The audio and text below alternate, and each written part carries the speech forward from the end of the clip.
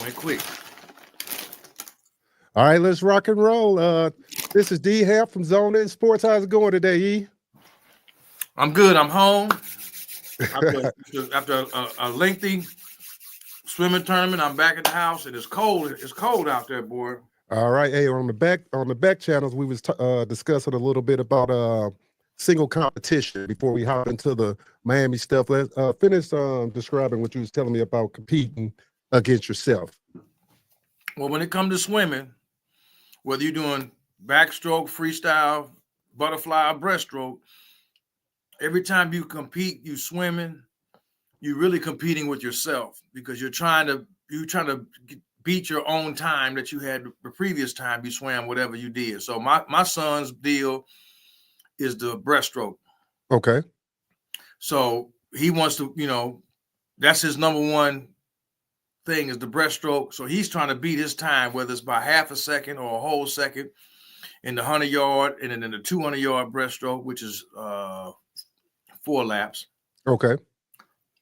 So you're trying to beat, well, actually that's 8 laps. I'm sorry. The 100 is 4 laps. 25 is 25 yards each way. Some pools are yards, some pools are meters. Right. So that's your intention. You're trying to beat your time. Okay. And then as you get stronger, the times will determine how you fall with everybody else. Okay. So that's what you're competing with yourself. All righty. All right. We're gonna hop right into it. Last week, we see the Miami Hurricanes brought in Damien Lewis, and before we get to talking about him, when I first seen him coming back, I was happy, of course, because he's a former Cane. But then I started thinking, and I was like, man, coming from Colorado. And then I said, wait a minute, now he only been there a year. And the year before, we know that first year before he got there, that defense was atrocious. It was him and Sapp on that Colorado D-line. Yeah. So when he came to Colorado, that defense actually got better. I mean, they gave us a big, the line did. The line play improved drastically under them. So I mean, it's that was a good hire, man. That was a good hire. Yeah. That was a home run hire. And for the people who don't know, he coached in 2019 at Florida International. Of course, in 2021, 2020 and 21, he was D-line coach in Seattle. 22, 23, D tackles coach. And Colorado, he was D-line coach. So, and then of course he played for our Rams. We forgot about that. Played for the Rams. He was a first-round draft pick by the Rams. That's right. So, yeah, I thought that was really good to get him back. Because Damien Lewis came up at a time where in that late 90s with Butch Davis when they were coming out of the sanctions and all that, and they were the first couple years were rough. He graduated that class of 2000. That's that 2G class I was talking about. Yeah, the 2Gs and the Deuce Ones.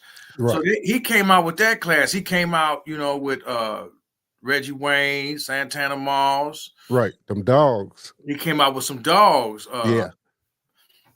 My man at middle linebacker, I keep forgetting his name. He arguably some people say he was the best middle linebacker Miami had. Some people say it's Ray. Him? No, not he won he won 2 awards that year.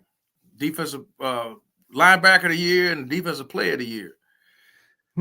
Somebody hop in the comments and let us know. It's drawing a blank right now. I should know this, but like I said, I've been gone for 4-5 days. So he's out of that class. And that was the Butch Davis class that he got in 96. That, they was rock bottom. That's when they was flying the banner around the Orange Bowl to fire Butch and DJ Williams. No, not DJ. Not DJ. DJ was the freshman in 2000. Damn Oregon. There you go. There it is. All right, there we go. There it is. I knew it would hit because he went to Carolina. Dan Morgan. Yep. Dan Morgan was a beast, boy. Dan Morgan was a beast. Between him and Ray and Vilma, man, and Michael Barrow, I mean, and Jesse Arm. Miami's always had great linebackers. Right. Jesse Armstead. We can go on and on how many great. That's linebacker you. I don't care what nobody say. Right. So anyway, Damien Lewis comes out of that class, and they went through a lot. They went through getting pummeled, and they worked their way up, and they got all the way to 2000, and they had that great season, and they should have played Oklahoma, but the BCS, kind of screwed them over. Right. Even after they beat Mike Vick and Virginia Tech. They beat Florida State with Chris Winkie and them. And Florida State, that's when Florida State to me had a squad. The 98, 99, 2000 Seminoles. That's the Seminoles to me. They was that deal. Yeah. That's back when your primetime games was high noon. Right. On ABC when it was hot, 90 plus degrees in the Orange Bowl, not this primetime nighttime crap. Right. This was football, So right. He comes out of that, man. And when Swarzy was the strength and conditioning coach, and he put them boys through the ringer back then. Mm-hmm. So he's gonna bring some of that to the table for these kids now. Right. So, and I really think that was a good hire. Yeah. That was a great hire for Miami, and now the coaching staff is solidified. They put the list out of all the coaches now on defense. We got them here now. Will Harris coming in. And then you see the boy decommitted from Florida. Hey, we're going to talk about him, Jalen Waters. Matter of fact, we talked about him. That's big. Florida's salty right now. Last week or the week before, we talked about him and possibly, but I wonder what's something in the air about that already. Man, hey, the Gator people salty right now. they as salty now as they was back in August when they took that beat down. Yeah, Will Harris comes over to complete the roster, and another good hire. Like I say, he put some boys in the pros when he was at Washington, so seems like everywhere he got better. It's not over. Oh, no. There's a couple other cats in Florida now. They like him as a coach. Yeah. They just might come on, follow him down there. Yeah. I thought that was interesting. That secondary completely around. I thought that was interesting seeing Jalen Waters get up out of there, decommit, and now he's trending big time for the Hurricanes. So that's a great thing right there. Got a question. We talked about this a couple of weeks ago, and I read an article about, do you think Carson Beck can win the Heisman? And before you respond, we were talking about the drops that he had at Georgia. I didn't know that he had 31 drops. Led the nation. Led the nation in FBS and drops. And I'm just going to read off. Dominic Lubbock was the guy that Issei Lewis. We never could remember his name. That's him. He should have stayed at Mizzou. But he should have stayed his ass at Mizzou. Yeah, but we're going to digress from that. But okay, he had 5 drops. Yeah, Dylan Bell had 6, and then Arion Smith had 10. Keep going. It's more. It's more, but them just the high. The Miami receiver from 2 years ago left Miami and went to yeah. He the one that blew the game against Alabama when Georgia could have won. The same night Miami played Virginia Tech. On the next night, Miami played Friday. That next Saturday was the big game between Georgia and Bama. Right. And remember, Bama jumped all over him and jumped out big, and Georgia came back. Oh, yeah, I know, yeah. He could have caught the winning touchdown to win the game at the end. The boy that came from Miami, he left Miami to go down there because they thought the grass was greener in Athens. And then he ended up blowing the game, and the defender for Alabama got the interception, and they all blamed him. They said, why did he could have knocked it down or something, but he didn't. He was all out, and he got in trouble down there too.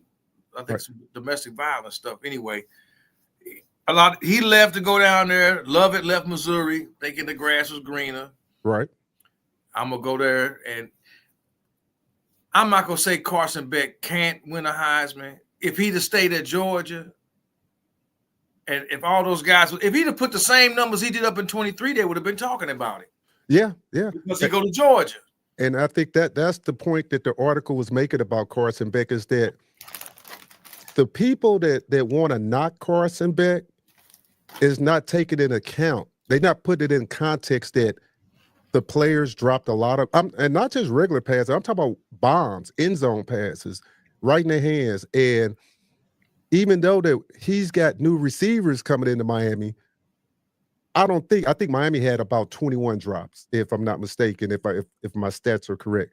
But to have 30-something drops and some of them in big time games and stuff like that, I don't think he's going to have that at the University of Miami. So I think that no, he got some weapons. We talked Yeah. about that. He got some weapons right, all over the field. I'm not gonna argue with these jokers on social media. Some of these fans, they think they know football, and these Georgia fans thinking he made a mistake coming to Miami, and why?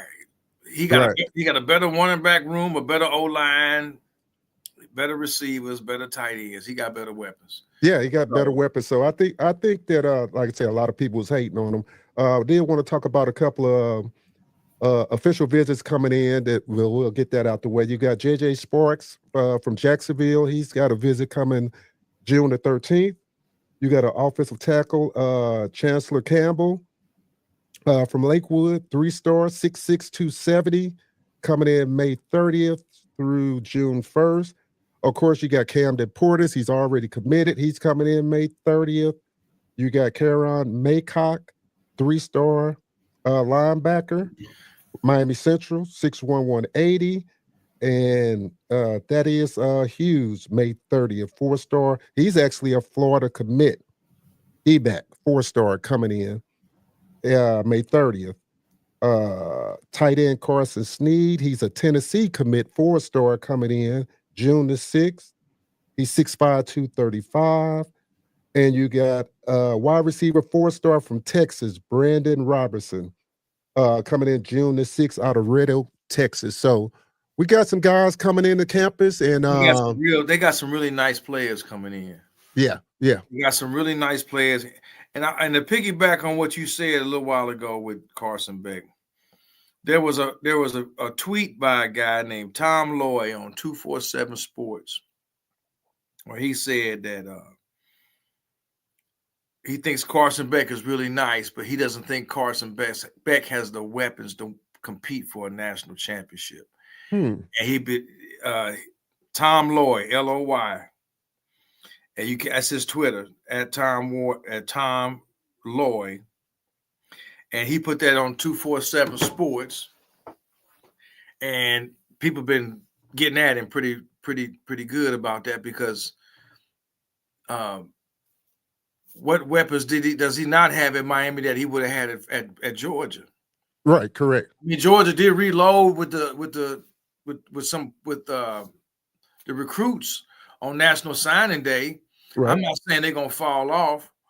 I think they'll be right there in the thick of things for the SEC, but I just think again, this is that disdain for Miami that, if Carson Beck would have went anywhere else, they'd be singing his praises. If he'd went to USC, if he'd went to Notre Dame, if he'd went to Washington, any other team that would compete, he would have got a little bit better, accolades than what he's getting here. I don't think he's getting from certain people in the media his just due. That's my opinion. I don't think he is. Right. I'm gonna put this comment on the screen. We got 25 people in the building. Smash that like button for me, and if you haven't subscribed to the channel, please. We got this one coming from Steve. It says Carson Beck will get invited to the Heisman ceremony, but not win. Cam Ward came in 4th place, but he was the best quarterback in the nation. I mean, I can't argue with that. Right. that's the bias. Yeah. That's the bias. And how to rank old boy from Oregon higher than Cam was just that was just blatant disrespect. Yeah. I can see you putting Hunter above him because of him playing Dylan Gabriel we're talking about for people in the chat.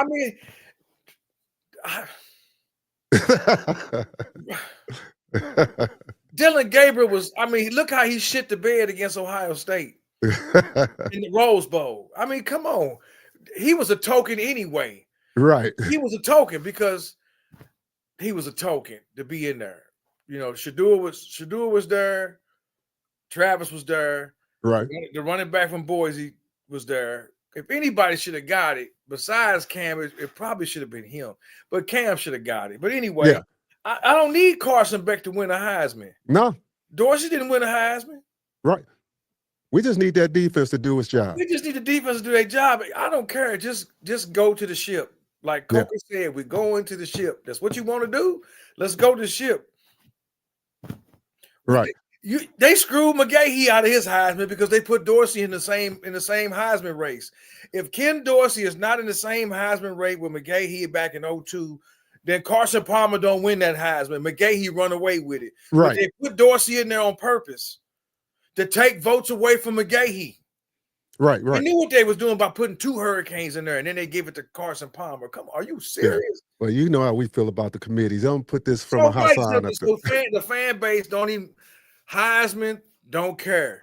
Right. Who cares? If you get a guy that win the individual accolade like Cam did with the quarterback position, he won a couple number 1 quarterback position in the nation, awards. Fine. He played half a bowl game. He played great. Right. They didn't let him play the second half. What else you want from him? Fine. Yeah. And people was mad about that. I didn't understand. People was mad at Mario or whatever. It was a smart decision. I think, they took his helmet from him. Yeah. I mean, it wasn't his fault that he didn't play. About that damn Pop-Tart game. Right. There you go with the Pop-Tart again. Hey, I always just want to win. Let's put this up from Hassan.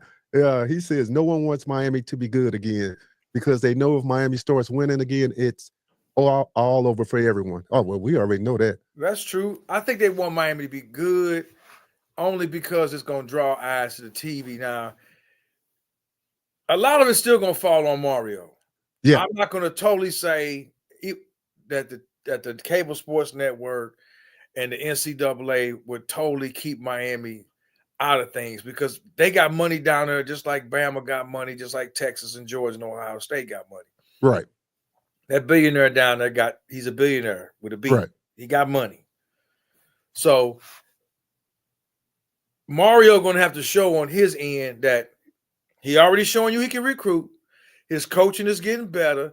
Right. If he gets his game time management better and calls timeouts better, which he's gotten better with it. No more. Yeah, it's gotten better. He's gotten better. So, I mean, each year he's gotten better. Yeah. So the fan base just needs to look at that. Okay, it's not like he came in, did great, and then fell off. He's done better with each year. We were all upset about taking a knee against Georgia Tech. They lost that game. Everybody was, he was embarrassing, but they finished the season 7-5. Right. You beat Clemson with a rookie quarterback. You almost beat Florida State. And then last year you get what you get. Yeah. So they're going upwards. Right. It may not be as fast as some people. Right. If you take the pain pills, you get a gradual high. If you smash the pain pill and sniff it, you get an immediate high. And right. that's what some of these fans want. They want the immediate. Right. They want the immediate thing. No, right. you want the gradual because when you gradually get there, you sustain it. Right. You think they're going to cover that 9.5? Huh? You think they're going to cover that 9.5 total wins this year? It's 9.5 now? Or it was 8.5 in one and 9.5 in another one. That was the same as last year. Okay. I think 10 is the standard now. Okay. 10 should be the standard. Okay. That should be the standard now. Look at your schedule. Nobody scares me on that schedule. Except for Florida, because they're gonna come in wanting to play. Yeah. Notre Dame, we're not sure about them yet, but 10 should be the standard, man. Matter of fact, that Florida game gonna really have some importance now, knowing that they damn right. Potentially what they took. That might be the game of games right there. Yeah, now they got commitments might be flipping on top of the way. And it's the what? The third or fourth game of the year? Yeah. And not even counting what happened at the beginning of the season when, of course, that they're, our players were down there telling those guys to come on over to the youth. That was big. They were so salty about that. Yeah, so that game going to have major implications, and Florida going to want some get back on that. So Florida some of them guys going to want some get back. Napier is so. This is where Mario and that staff got to show. All right, we're gonna have to put something together for this. If you're gonna show that you want to win the ACC. And we don't want to see any more SMUs. Nothing against SMU, but you come out of the American Athletic Conference and you come over to the ACC and you make it to the title game. Right. No. We all knew that deep down, even though Miami defense was terrible, that Miami could have beat SMU or Clemson. It might have been a 52-48 win, but Miami would have outscored them, and we didn't get to see that. So anyway, we'll lay that to bed. Last year is last year. I just implore to the fan base: look, they're ascending. Yeah, they've gotten better. Yeah, Mario has done what he's had to do. Now this is going to be his 4th year. He's made the changes on the defense. He's gotten some really top-notch coaches and some really good transfer guys. He keeps winning that transfer portal. Yeah. And so, that's what you want for your coach. You want your coach to show the ability to recruit and to make changes on the fly. And keep the bar high and stay there. He knew that the defense had issues last year. So what did he do? He cleared the whole staff except for Jason Taylor. And he said, okay, if this was a detriment to the team, hey, it's my job to make this team better. This is what held us back. So I like what Mario's doing. I love it. I love it. Because I'm like, would we be sitting here if Manny Diaz is still the head coach? Would he even still be the head coach? And I'm not knocking Manny, but would we still be in that position? I don't know. The whole thing with Manny, Manny, it's mixed emotions for me with Manny. Same with me. I'm just gonna be honest. It's mixed emotions because I saw some good things I like from Manny, and then it was just some things that was just like, come on, man. Mixed emotions. I'm satisfied, man. It's going in the right direction. That's all you could ask for as a fan base. Is because Miami has to fight things that Alabama don't have to fight. Georgia, Ohio State, Texas, they don't have to fight. The cable sports network loves them. Right. They love Texas. They love them. Right. Yeah, people give Herb Street credit for saying what he said a couple years ago, 4 years ago, which got the ball rolling on Manny getting pushed out the door and them going to get Mario. But overall, the network and the powers that be, you're right. A lot of them don't want to see Miami back on top. No. Because they know if they're back on top again, you can't say they cheat now because you can't cheat anymore. Yeah, you can't cheat. Everybody getting money. So, money. And people still try to throw it out. Oh, well, he only went there because of the money. Well, hell, everybody going different places because of the money. Now you just got to make it attractive. You got to have a university brand. You have legacy guys. The brand is already there, man. The brand been there for 40 years. I mean, all these other schools talk, but when I was over in Germany and wearing the U, even they recognized that U, which kind of surprised me. I'm like, damn, they know about this over here? You can't walk through an airport. I don't care if you're in the Midwest, upper Midwest or whatever, and have a Miami something on, and somebody going to stop and say, the U, Right. It's nowhere you can go and nobody not recognize Miami. You might hear some Roll Tide. Yeah, I'll give them. Yeah, I hear some Roll Tide. I ain't never walked through the airport and heard somebody say, the Irish. I'm just being honest about it. Let me put this up from Hassan real quick. It says, great show, guys. Do you guys think Miami still needs a number 1 receiver? They got him. Just wait for him to get in the spring. Yeah. They got him. That freshman coming in, that 6'5", 220 freshman. The boy's a beast. Yeah. What's his name? Josh. No, you talking about the freshman coming in. You talking about here's what I know his name. Let me find it. Boy nasty. I got it right here. Now we know CJ Daniels, but he wasn't 100% last year. Yeah, hold on. Not Malachi, is it? Malachi Tony? You talking about? Not him. No. Oh, Josh Moore. That's him. Yep. He gonna be. He might be. I'm not gonna say he a Jeremiah Smith, but he is trending in that direction. Yeah. For a freshman coming in, it's his for the taking. Yeah. I think all they gotta do is catch, man. Just catch the ball. Just catch the ball. I mean, offensively, even though we have new talent, but that's just the norm in college football now anyway.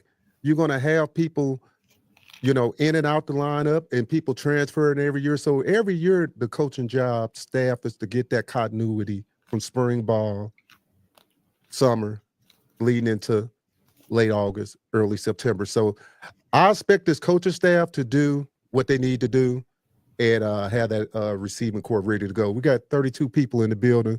Smash that like button so we can get out here in the algorithm. I'm not worried about receiver. They're gonna be and subscribe to the channel. Somebody said they want. Oh, okay. Let's put this up here. It said, I heard they want to get another transfer portal receiver. I've read tea leaves of that, and we talked about this on another show. They're not done. I mean, they're not. You got to transfer. You got a transfer period in April. Yeah. So they're not finished. Mario isn't done. That's what I like about him, man. He's not gonna just settle with what he got right now. Yeah. And if the guy's salty about it, that's on them. That's their job. You got to compete. That's what the standard we want here in Miami. I don't think they are, because he's already changed the culture. That's another big thing Miami fans need to understand. He's changed the culture.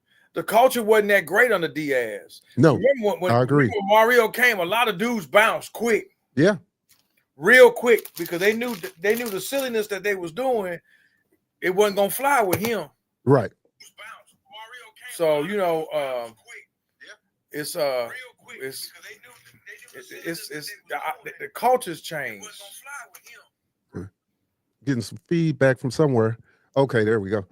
Yeah, so I agree. I think that when the guys got up out of here, and then of course you had to get some guys go to Duke, some guys go to SMU, but we expect that change no matter what happens anyway. So when Cristobal came in and left Oregon, I looked at it like a twofold. I knew it was going to be a building process. I was just hoping the fans would understand that it took a while for him to get the guys that he wanted in. You know, it was kind of like Mario was blessed by, I would say, like Dion coming in the same time, because it took a lot of pressure off of him on a national stage. You know, if you didn't have anybody with that big persona like Dion, you know, where they were looking at him, then they would have been looking at him the same way, even though with the 10-win season, I mean, his season was better than Dion's, and still, you know, he didn't get the same pub that a Deion Sanders got at 10 wins, you know. So no, he didn't. No, he didn't. He didn't. But you know what? It's okay, because, like I said, he come into a situation. A third of the team left when he got there, right, or more. Okay, and that was one of the first things he said. I got to change the locker room to change the culture. Yeah. The biggest thing that stick out to me is when Jalen Hurts was looking to see what school he was going to go to. I think we talked about this a couple shows back. Okay. He came to Miami. Yeah. He was considering Miami. But what made him change, what made him forget about Miami and pick Oklahoma is when he came to Miami, when he got away from the coaches was for real. But when he got with the players, the first thing they wanted to do was go down to the South Beach and go to the club. And go yeah. When he got to Oklahoma, the coaches and the players took him into the room when they got to watching film right away. This is what we want to do. And he said it. That's why he chose Oklahoma. Yeah.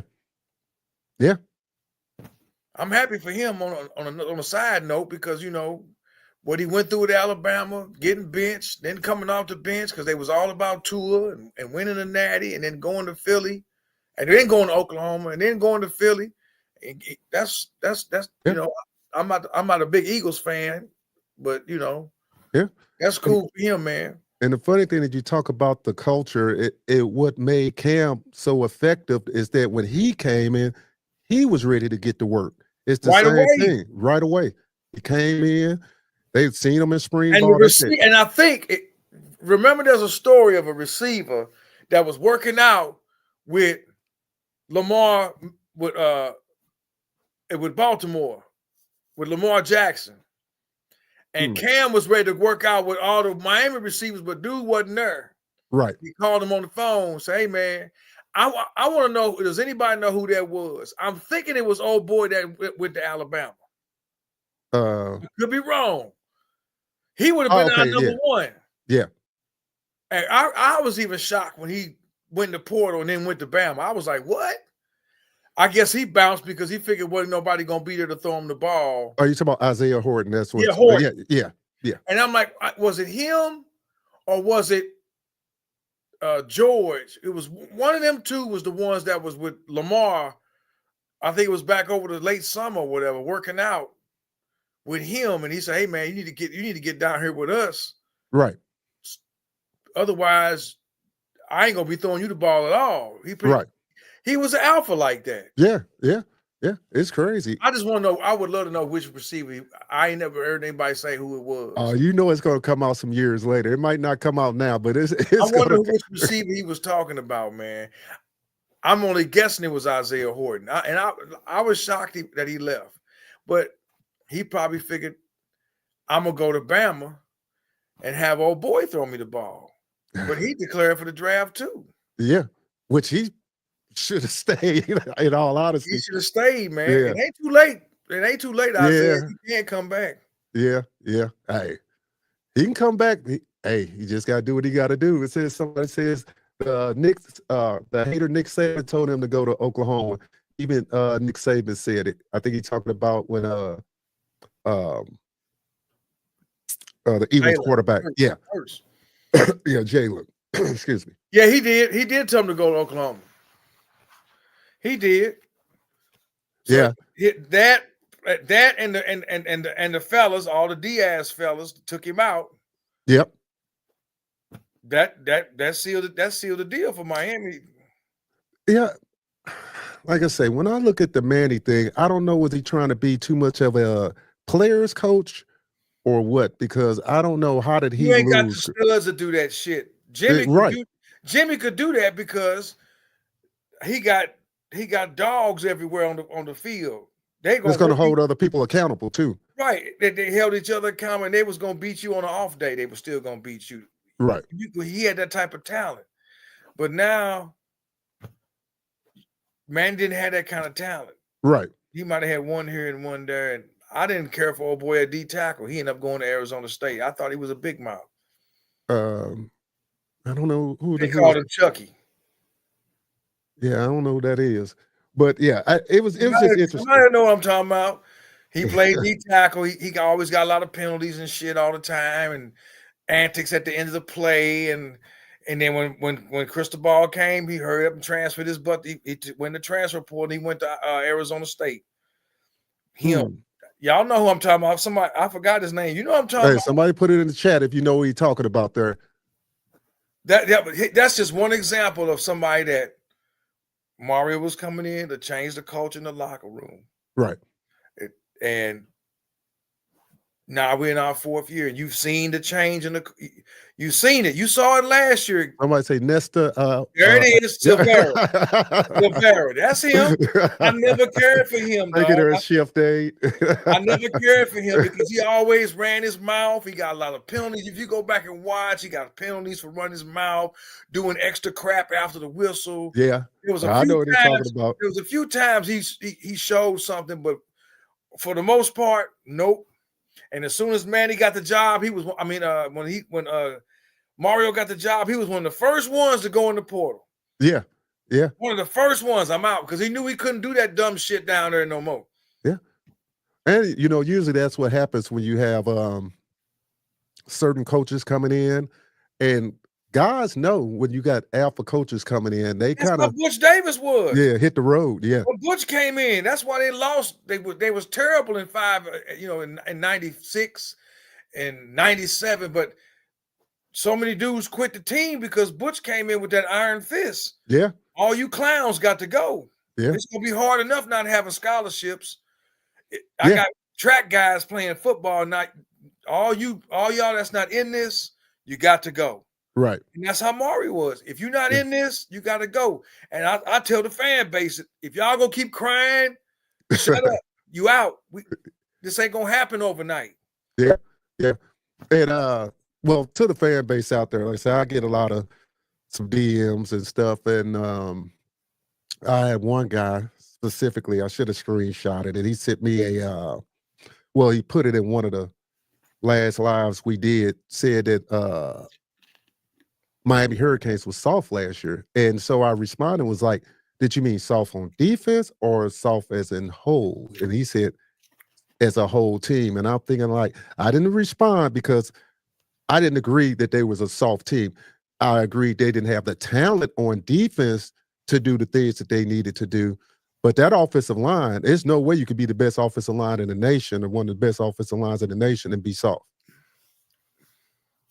What is your comment to the fan there that says that's his opinion though? You know, You're right. This America, you have a right to your opinion, even though I disagree. I don't think they were soft. They had the wrong personnel on defense, and they had the wrong person making defensive calls. And okay, they did the best they could what they had. That don't mean they were soft. right? I watched every game. They didn't look soft. No, They just got beat. right. In the secondary. That don't make them soft. Yeah, soft to me is when you don't want to come up Soft and you is want to what make Oregon tackles. did. Soft is what Oregon did against Ohio State in the Rose Bowl. Yeah. That's soft. I tell Yeah. all the Oregon fans that they talk a lot of shit out there. Shut up.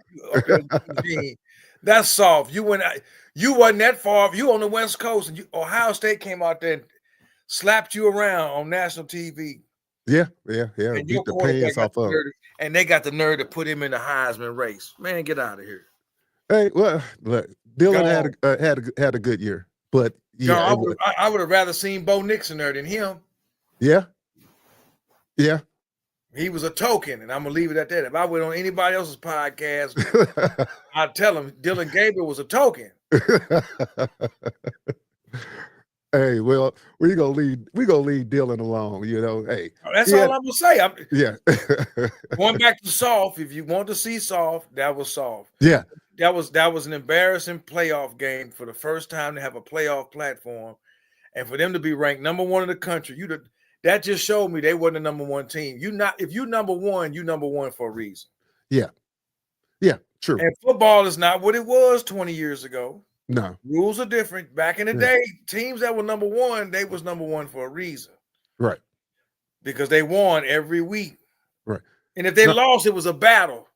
When Miami beat Florida State in 2000 with Chris Winkie, it came down to a missed field goal. It was a battle. Yeah. Florida State had a squad. They was number one in the country, and it was just a slow changing of the guard. That's all that was. And yeah, and the soft thing I always want to preface this is that you're not going to see the type of football that we seen 20 years ago. They took a lot of physicality out the game. Now, I will say that in the college football playoff, it was some physical football, but they let them play.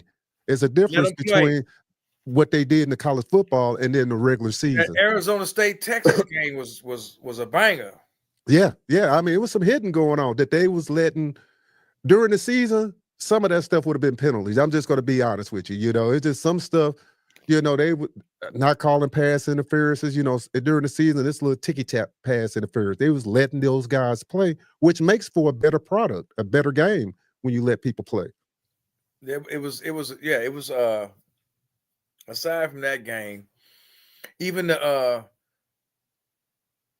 some people, you know, there was who else was in the playoff that lost? They were saying they shouldn't have been there. Indiana. They didn't play soft. No, they just got beat. They didn't have enough talent. You know, just I mean, they had talent. Beat, and it just goes to show that, in my opinion, if you get rid of the conference championship game and if you get rid of the committee and adopt more of an NFL style type playoff, you'll get the best teams that way versus having people that sit in a hidden room somewhere and they pick who they like or who they think. Yeah. That's how Indiana got in there. Yeah. I mean, yeah, that whole selection committee is a conversation for another day because I just never understood, even look at it. I mean, we know why the teams made it, but I mean, any guys that watched football all year probably knew some teams that probably should have been left out. Some other teams that should have been in. And we could just be honest about it, Yeah, but it is what it is. And It like I is said, what it is. So all Miami got to do to make the playoff, it's going to be different for Miami because every year they fighting more than just the teams they playing. So yeah, they know it's going to be they cannot have a season where they leave it in somebody else's hands. true. You're going to have. I'm not going to say they're going to run the table, but if they want to make the playoff, they have to win the ACC. Yeah. They can't be a 10-2 team and go into the ACC championship game and lose to whoever. They're going to leave them out. Yeah, because this is a question for the chat. Who do you think gets more pub in the ACC? I would say Clemson. I think Clemson could lose a game and the national writers will look at them totally different than if anybody else in the conference lose a game. They will give them a pass. They had a bad game or all this. But if you got Miami lose a game, or if we beat a team, of course, like when we beat Florida, they said, Florida isn't that good. It turned out Florida was a good team. Or, they barely winning. It never was to give them their props. But we seen Clemson. Well, I can't speak for people in the chat. Some games Clemson played this year were they didn't look better. They got smacked in the mouth by Louisville. Yeah. At home. Yeah. I watched that game. I sat there scratching my head like, what in the hell am I looking at? They was at home. Louisville went there and just handled them. Yeah. So I said, that's why I said, for Miami's sake, it's just like back in 2000. They lost that game to Washington, but they still ran the table. They beat the number 1 team. They beat the number 2 team. They beat the number 5 team. But the BCS left them out. So they knew in 2001 they had to win. They had to run the table and to be 12-0 to make the natty. This is before all this. You all know how it was. Yeah. They knew that to leave no doubt, you got to win all of them. Yeah.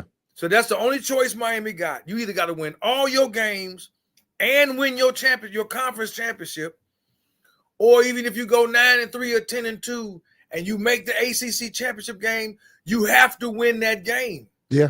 To make the playoff. Because if you lose that game, I promise you, these bastards will find a way to let somebody else in. They'll say another SEC team, a Big Ten team. You're right. Well, it might be Indiana again. Well, Indiana they're going to find a way. And then we'll all be sitting here again next year talking about what's coming up for the following year, about what happened. No, don't leave any doubt. They were making cases for like Ole Miss to get in with 3 losses and all these other teams to get in. The only 3-loss team I said had an argument was South Carolina because they was hot. Yeah. And that quarterback they got, I take that back. He should have been in the Heisman race. That Lenore Sellers, yeah, he gonna be in the Heisman next year. If he don't get hurt, watch out for him. Yeah, yeah. So the point that we make it is the ACC as a conference, as a football conference, doesn't get the shine. Now, of course, it's not a bad conference. It's not a bad conference. We get more shine than the Big 12, but still, it's not a. It's the cable sports network doing this. They are the ones dictating this. Yeah. They are the ones for 15 plus years. They have been saying to people, this team, this conference, this team. You didn't hear this back in the day. No. You had the parity you have now, and you had good teams in every conference. Right. Big East, Pac-12, Big 12, Big 10, SEC, 8, Mountain West. You had good teams all over the country. There was none of this. Well, this conference, this, and this has this style points, and ain't no such thing as a good loss. You lost, you took an L. Right. Period. Now you got the cable sports network because they're trying to sell a product. And they're trying to put eyes on the TV. Yeah. And that's why they had this committee. Which game is going to be the bigger draw? Who's going to draw the most eyeballs? Who do you want to see? Yeah. What's going to make people stay home on a Saturday night instead of you going to the comedy club with your wife or out to a party or to a wedding or something? What's going to make you drop all your plans on a Saturday night to stay home? What two teams going to make you do that? Right. They want to make sure they put the best two teams they think out there. Right. And that's why I said Miami got to come out and either do two things. They got to straight dominate all year and win every game. Or even if they do have a loss or two, which I'm not predicting an undefeated season. Right. If they go 10-2, hey man, if they go 11-1, it's better than what they did last year. Right. Win the ACC title game. That's what it all comes down to. You win that game, now you win the playoff. Right. That's all there is to it. And then it's on from there. All this, what we want to be seated here and seated there. Damn, where we seated, just get in the door. I just want to get to the party. Right. Can I get to the party? Those guys might have nicer clothes and cars than me, but my verbal game is better. Can I get to the party? I'll get more phone numbers than you. Just let me get to the party. Right. And that's how that's how the players, the coaches, and even the fan base got to look at it. Yeah, and it made me think, we put a lot of thought and a lot of emphasis on this first game against Notre Dame. And I agree, it's a big national game, of course. Everybody know Catholics versus convicts, and it's gonna draw eyes to the TV. Gonna draw eyes, and it's gonna be big nationally. And but I will say this: it's the first game of the year, no matter what happens. And the biggest thing is winning the ACC. Now, of course, we don't want to come out there and look like cheeks out there playing or nothing, but you know what I'm saying? And I don't think we will. I don't think we will. I think the fan base, they need to do the same thing they did in 2017. Show out. Yeah. Remember that? Yeah. Yeah. You remember that, don't you? Yeah. Yeah. That was some unreal stuff that night. Yeah. And even that's when game day came down there, they couldn't believe it. They couldn't believe how loud Hard Rock was. Right. They couldn't believe it. And they got a taste of what could be. Right. It ain't the Orange Bowl, but just think, if these dudes win every week and they put a good product on it, all the fan base is going to come out. Yeah. I'm not going to be the only one buying a plane ticket to fly. Right. Other people are too. People from all over Florida are going to start coming to the games because, hey, they're winning. Hey, Chef Dave says, he says Wake has an ACC chip since we been here and we don't. They do? No, they don't. They've been to the game, but they ain't winning. I think that's what he meant to say. Everybody's been there. Right. North Carolina, Virginia Tech, over the last 15 years, damn near every ACC team has been to the ACC, either played Florida State or Clemson. Right. And got beat. But they at least got there. I think Virginia got there. I think Wake Forest did get there one year to the ACC champ. They did get there one. They sure did. I think they lost I want to say it was Clemson. There was a couple years they were pretty good. Yeah. Everybody threw that in a lot of the fans from other fan bases always do that about Miami. Y'all ain't been to an ACC title game, and y'all been in the ACC 20 years and haven't won it. Okay, say something different. Yeah, you say the same shit. It's either the stadium ain't full or Miami ain't won the ACC. But then they don't. They want to say you haven't been to the ACC championship game. And I say, oh well, you ain't won a national championship, and then they quiet. So you can't have it both ways. Just because you ain't been to your school ain't won a national championship. Right. That was 20 years ago. But what difference do it make? Still got one. Still got 5 rings and got robbed of 2 of them. So right. It would have been 3. So now what? Yeah. Same old. Yeah. I'm just, like I said, I'm happy with the coaches they hired on defense. Right. I think you're going to see a totally different defense this year. More discipline, more aggressive. You got better players. The secondary is going to be completely turned around, total opposite of what was last year. Right. I'm not worried about them. I'm not worried about Carson Beck. I think you're going to see more running this year. Yeah. I think everybody, including myself, we loved all the passing from Cam. Right. But you got to remember something. Cam walked in the door and he had a seasoned George, a seasoned Restrepo. You're right. A guy that transferred from Houston that was pretty good. Yeah. Isaiah Horton turned out to be pretty damn good. Yeah. You had a tight end that could very well be a number one, a first round draft pick. Right. So Cam walked in the room and had some really. He had some dogs. He had some good dogs guys already. So yeah. I understand some people saying, "Well, what does Carson have?" Carson got some. He got a loaded backfield. He got a loaded backfield. He got a loaded tight end room, and you got a wide receiver room. I'm not gonna put him there just yet because we haven't gotten the spring ball. But you had my man transfer in. Yeah, CJ. That went to Liberty. He was like, he went to where did he transfer from? The LSU transfer. Yeah. CJ Daniels. Yeah, he was supposed to come to Miami and went there. Right. He was a dog at Liberty. Right. So he might be your number one. And I've heard some people kind of knocking CJ, like, oh, well, he had that in Liberty. That was his best years, and it was lower competition. And I'm like, look, when you playing with better players, you're going to play better. You know, you got more talent around you, and you're talented going to shine. So I think CJ going to be fine. You know, catch the ball. All the offense has to do is play consistent, not make mistakes. Don't try to emulate last year. Right. Have a solid running game. And I think this defense this year is going to eat. And I think Mario understands, you know what? Some people might call it boring football. I don't. I call it football. A solid running game with a good defense, I'm going to beat you. Yeah. I'm going to beat you. I still like 3 yards in a cloud of dust. I don't care what nobody say. I will bore you to sleep the first 3 quarters. And in the fourth quarter, you're going to be wore out. Yeah. And it takes a lot of pressure off your defense when you ball control too. And that's something. There it is. That was all. And that's what I was talking about with Mario is getting better with clock management. Right. And I think that's going to help his clock management if he can get a good running game going. Right.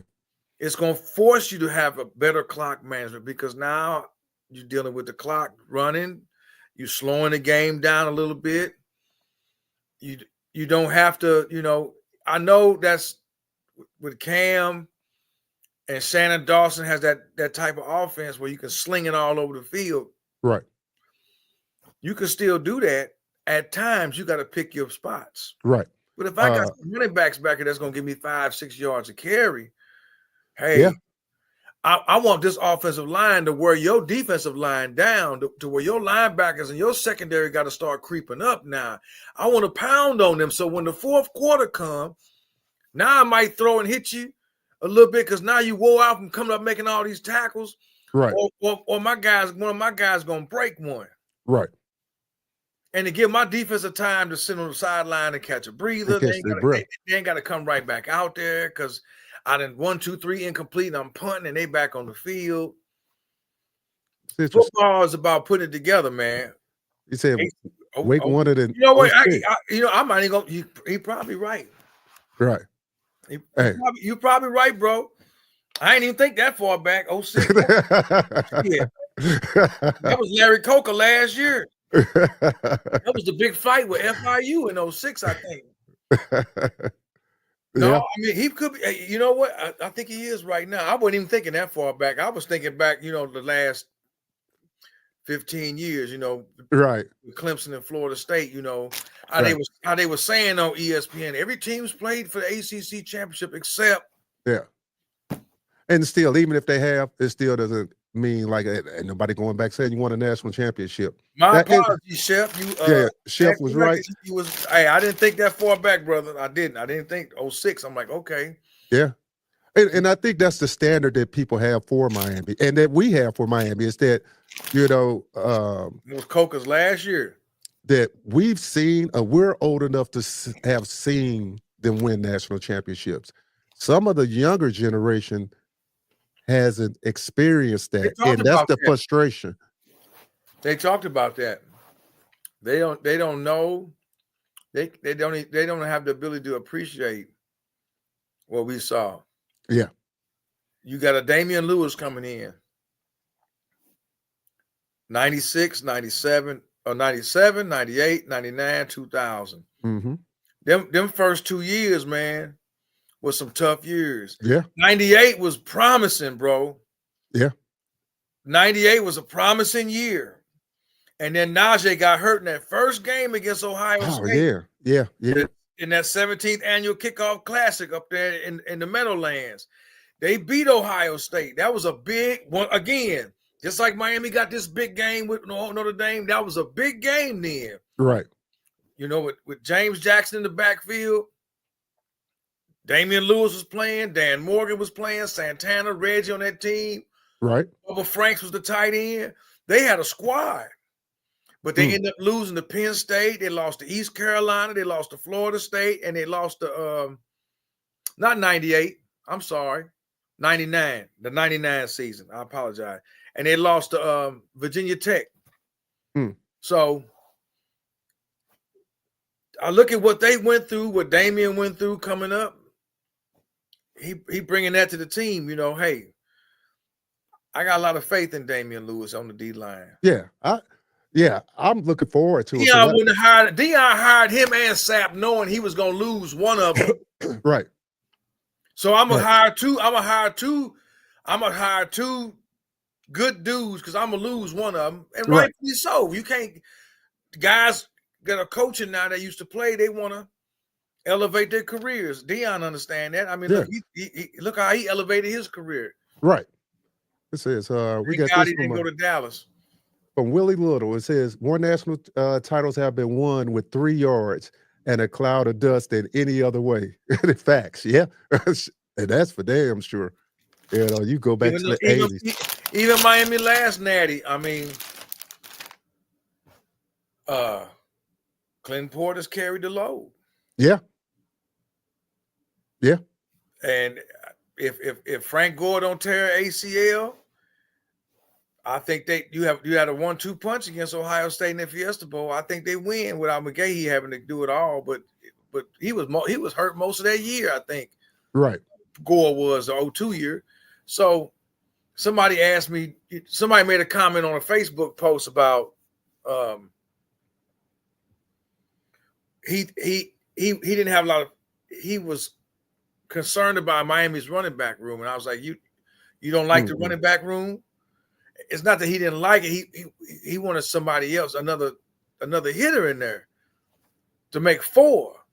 And I'm like, there's a young kid in there that gives them 4, but it's not the same as back in the day. Right. When we played, you didn't rotate, man. No. Very seldom. You had to have 2 Cadillacs to rotate. Yeah. Yeah. Everybody ain't gonna get everybody. Look, you and I both know everybody ain't gonna get a room where you got an Aaron Barber and a Rod. Yeah. You're not gonna have a room like that all the time where you got 2,000-yard backs. And when you get to college, somebody gonna start and probably play most of the game. Yeah. That's why Clinton had to sit behind Jackson, and McGahee had to sit behind Portis. Right. And you end up playing fullback because if Najee wouldn't have got hurt, Najee was the coldest out of all of them for real. Yeah. He was the fastest out. Najee was a bad dude. Yeah. But Clinton went to the league. He won a natty. He had no reason to stay. And then now it's McGahee time. Right. You didn't hear Jared Payton crying. Jared Payton been in the whole time. He never talked about leaving and transferring. Right. DJ came there and played some running back and then settled in at linebacker. Yeah. After his freshman year. So today, I understand today they want everybody to be fresh because the game is faster. You got this the shotgun offense now, and it's all right, man. I still like a quarterback on the center. I'm sorry. I like the quarterback to get on the center sometimes. Right. Especially in the red zone, man. I don't like that pistol formation, all that. I don't like all that, man. The field is shorter now, man. Yeah. I just rather, Yeah. Now, do you think the younger fans have a legitimate argument though? Because like I said, we both in a lot of Miami Hurricane chat rooms, and we kind of go back and forth with them. And I can understand their frustration. It's kind of like when we were kids, and our parents used to tell us stuff about some of the older sports teams or whatever. But you're like, no, what have they done for me lately? Type things, and some of them not understanding that hey, all teams have sucked at some point and had to come back and build back up. But do you understand their frustration? I understand it because I was frustrated. But you have to come to the realization that you got to crawl before you walk. Yeah. I've kind of fell into that trap. I drank a little of that Kool-Aid in the past, even when Al Golden was there. There was a couple years Al was there, and I'm thinking, okay. But then when they went up against that monster called Florida State, yeah, even with Duke Johnson, even with Duke, we just didn't have. They had more hitters down over there. They just had more. Yeah. I always said Al Golden's best team was his first one. That first year, that 2011 squad, that to me was his best team. But I understand their frustration. And I would like to get the younger fan base to understand that you went from 5-7, right, to 7-5 to 10-2. You've over 3 seasons, you've changed the culture in the locker room. You don't have guys hanging their head and checking out like you did under Manny Diaz. Right. Remember that when they started losing, they check out. Yeah, man, it was so. Or they lost one game and it was a wrap. They'd lose the next 2 or 3. Right, right. He got that. Oh my God, 5 to 10 inches. Holy shit. Yeah, it's gonna be brutal in the Midwest, guys, down there in South Florida. Y'all got it made down there, boy. I just come back from Northern Indiana, and it wasn't that bad, but now they talking about we gonna get 5 to 10. Ooh, baby. And in 5 months, it'll be 100 degrees. Right. Crazy. 4 months. Yeah. So yeah, I would just kindly ask the younger fan base to, exercise some patience. Look at how the team has ascended, the coaching staff, the locker room culture. Mario has made necessary adjustments and changes where need be. He didn't stick with certain guys. He heard all the cries. Get rid of Lance Guidry. Right. Or after the first year, what was his name? Kevin Steele was the defensive coach, the older dude, and he ended up going out. And he went to Alabama, but I don't think he's there anymore. He passed his time. But as a head coach, Mario is graduating to that where he sees he has to make changes, and he's making them. Yeah, what do you think about the fact that Jason Taylor is the only one left on that defensive squad? That talks to the testament of what he's doing. To him and Mario, they have a relationship together, and it also speaks to the university. They're gonna pay that man. At the end of the day, it's a job. Right. We are here to. You go to work every day to make money. You don't go to make friends. That's for sure. So the University of Miami is paying that man, on top of the fact that him and Mario got something going when it comes to coaching and recruiting. Mario knows I got another home run hitter here that I can send out to a kid's house on the defensive line. And when they say Jason Taylor, they know who he is. Right. Right. You don't have to market him. Exactly. You don't have to win a Super Bowl. This man has a gold jacket. Just like if Deion go to somebody's room, he got a gold jacket. Jason Taylor got a gold jacket. He didn't get it. He didn't get it from playing soft. Right. Okay. Yeah, the Dolphins never went. They never won anything, but he put up the numbers on the defense that showed you why he won a gold jacket. So I think it's all 3 of those phases. First, the school paying him right, and the fact that he's a good coach and he has a good relationship with Mario. and being a really good recruiter. They make all that work hand in hand, and they're going to continue to go out here and get these top-notch defensive tackles and defensive ends. They got a boy coming in at freshman on that defensive end. Oh Man, yeah. come on, man. I tell all my younger fan base just to calm down and look at what's coming. Right. Look at what's coming. Yeah. Oh my God. And the relationships Mario building down there. This is what Willie said. He says Mario didn't just address the issues, he attacked them. Yeah, I agree. And, he attacked them because he knows, look, he got a 10-year contract. He got to show. Right. This isn't just a casual ride through the park on a bike. Right. I got to do something with this. Right. And it's got to be more than just an ACC title game. You won 2 Pac-12 titles with Oregon.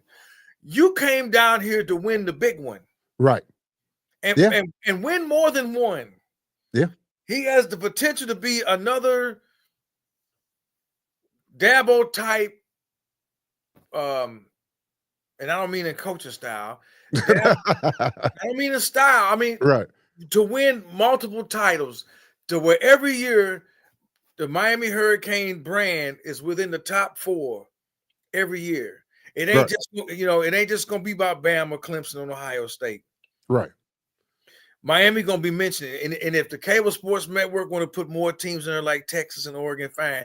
He want to make sure that U is in there somewhere in that mix of teams. The Miami Hurricanes is in that mix. And look at the marketing job he did already, just bringing Cam in. People don't even account for that just what he's done marketing-wise since he's been there on the national stage. Because I can remember. People need to understand that they are still fighting outside entities. Yeah, yeah. Because I was just going to say, I remember times, not even that long ago, they wasn't even really been talked about a lot under Manny Diaz, that 2017 team maybe, but not on the national stage. They of course they showed the Florida State. Florida State minor. And Mark Fick was getting old, and his health ain't the best. Right. Here's the deal. You got, again, the cable sports network and the NCAA. You dealing with them. You're dealing with them. Who's the billionaire booster down there in Miami that's helping with all the NIL money? I don't know. Somebody put it in the chat. It's on the tip of my tongue. They know. And he was talking about building a brand new stadium at the Tropicana Park, and he was, working with the city of Coral Gables. Of course, them rich folks down there, they don't want a stadium down there. Right. It's people that don't want him in the picture. They can't do nothing about him. That's why they was trying to come up with saying he was doing some illegal stuff. How you doing illegal stuff? So that's what I'm saying. You going after him when you got all them Texas folk down there with that oil money. Right, yeah. Right. They got money that goes as deep as them oil wells, 14,000, 15,000 feet down the ground money. Jesus, was it Ruiz? Yeah, Ruiz. Yeah. That's his name. You got people that want to look at him. They're going to always hold a microscope to Miami. They're not going to hold a microscope to Texas or A&M with that money. Yeah. Or Ohio State or any of them. Or Alabama. You think Alabama got deep pockets? They got boosters and alumni that's got they got stupid money. They ain't never looked at them. Right. In the chat, real quick, have anybody heard during Alabama Nick Saban run them complaining about them paying for players? And they was.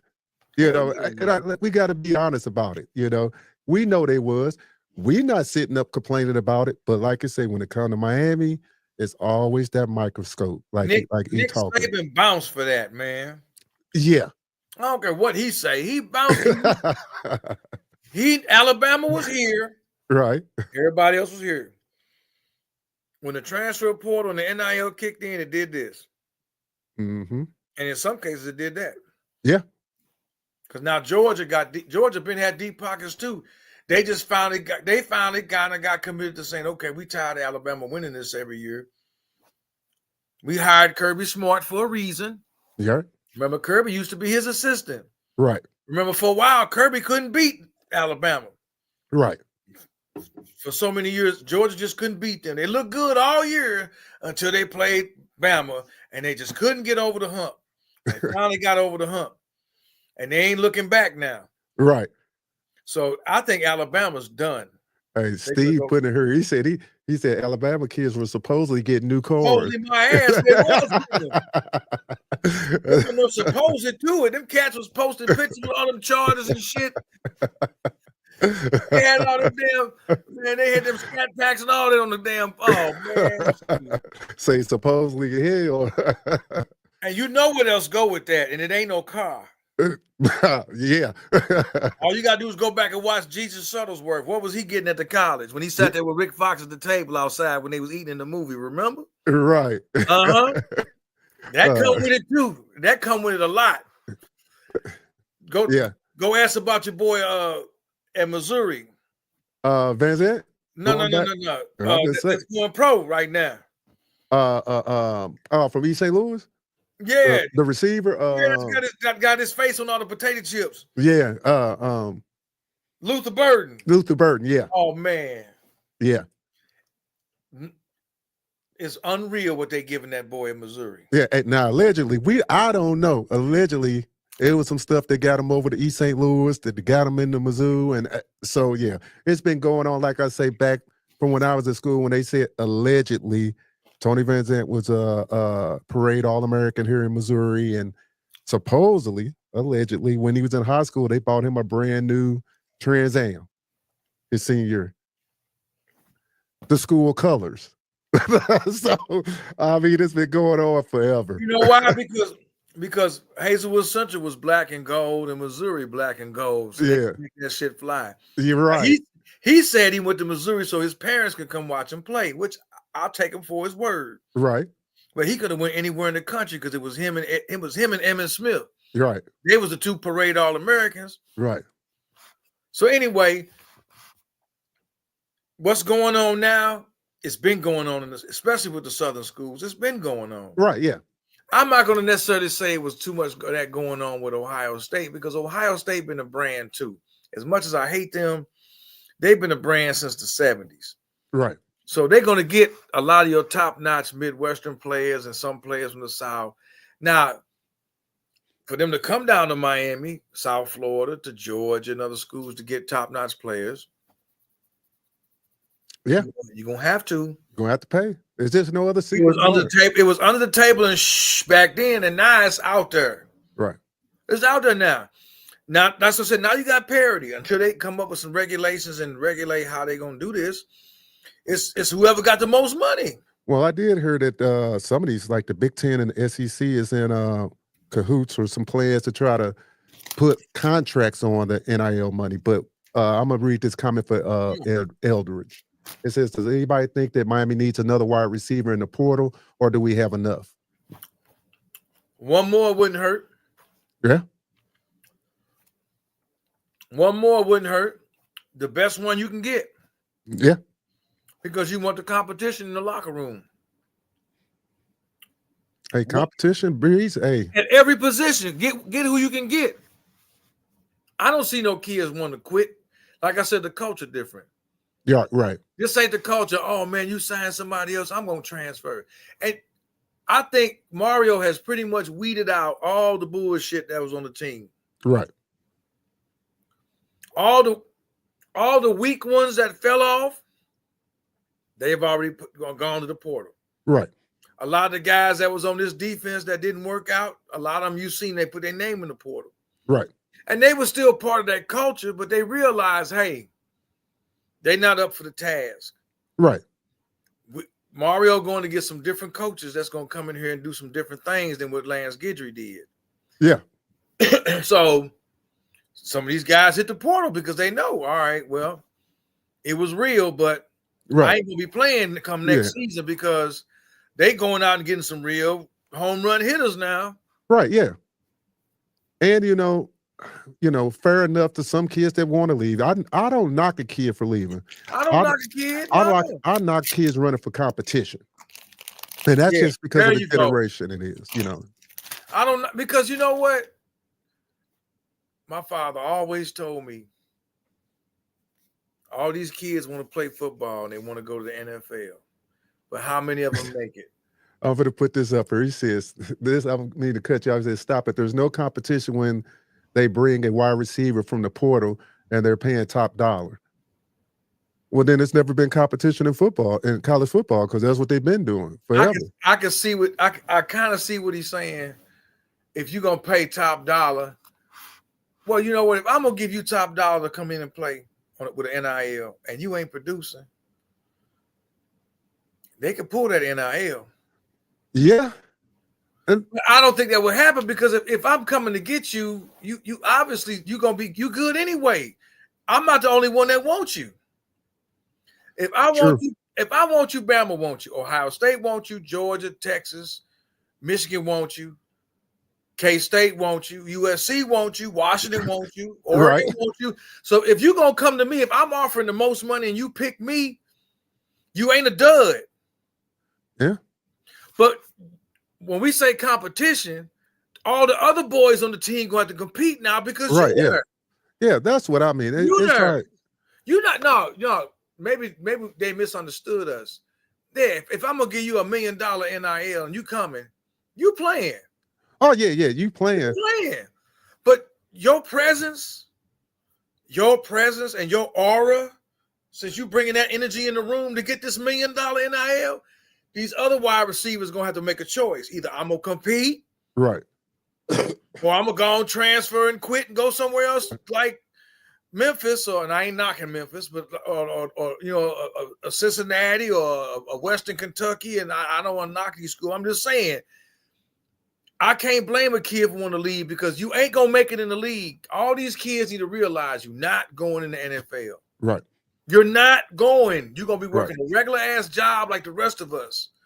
You're not going in the league. So I might as well go somewhere where I can play competitively the last 2 or 3 years of my life, because by the time I'm a senior, this is it. Right. I'm good, but I'm not even good to make it on the NFL practice squad. Right. So I already know. Hey, what I meant by competition, just to clarify too, is like some of these guys are just a step away from being starters. But in their mind, they are starters. So that, you know, they like, hey, well, this guy in front of me, I'm better than him in my mind. I'm out. You know, instead of saying, you know what, the guy that's in front of me, I'm gonna work him.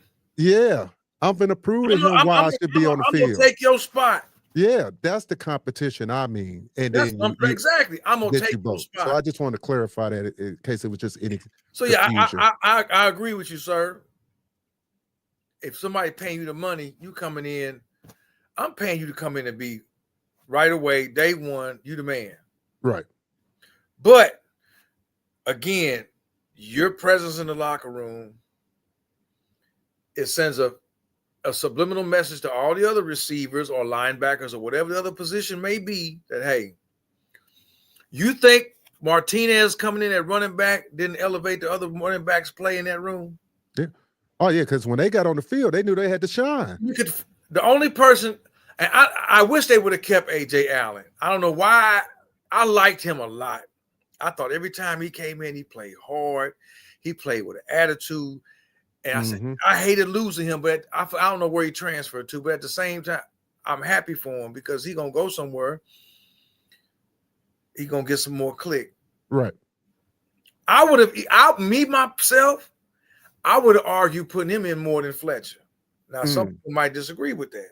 Right. I ain't taking nothing away from Mark Fletcher, but I thought A.J. Allen was that dude. And I thought, and every time he got in the game, he showed you, I'm that dude. Now, I think if Martinez would have never been there last year, and it would have been between Allen and Fletcher, I think Allen would have beat him out for that number one spot. They were two different types of running backs. Right. Having said that, Allen going somewhere now where he knows, because they already made up their mind, they want Fletcher and that freshman Lyle to be the man. Right, yeah. I can't blame A.J. Allen for leaving on that one. Right, I've been here a year. Okay, ain't nothing personal. I'm going to go somewhere where I know I can shine now. Hey, I ain't mad at you, brother. No. Go ahead. Because that Lyle kid is sweet. Right. And this other freshman coming behind him. Right. Another 5-star beast. So if as long as Fletcher stay healthy, I think they might go after another running back. Hey, you know they will. They might. Fletcher's not an every down back, and he not the home run hitter type dude. Right. So my question is, and this is a question for the chat too, since we're talking about guys coming in on NIL. Is it time to look at these players like we look at pro athletes? What I mean by that is, it's like, you know, when guys not performing and you're making $4 million, is it fair for a fan to criticize him like you criticize an NFL athlete? Shit, they criticize a student athlete and they don't get paid. Well, true. These poor kids that ain't doing good at all, they getting crushed. Right. If you boo-boo, then you just boo-boo. It's just some of these poor kids getting murdered on the boy. They talk bad about these kids. I mean, look at they was killing Daryl Porter Jr. Yeah. He declared for the draft. I want to see if he even get drafted. Dude might go in the NFL and be good. He might. I don't think he got invited to the combines though. Man, usually guys in college that was subpar average, they get to the league and they end up being the shit. And guys in college that was really good, some of them get to the league and crap out. Right. Daryl Porter was catching hell. Old boy that was number 7 for Miami that transferred to safety, he transferred quick.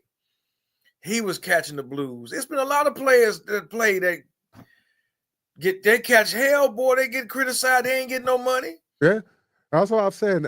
That's what I was wondering. With you get paid and you ain't performing, you really gonna catch it. Oh yeah.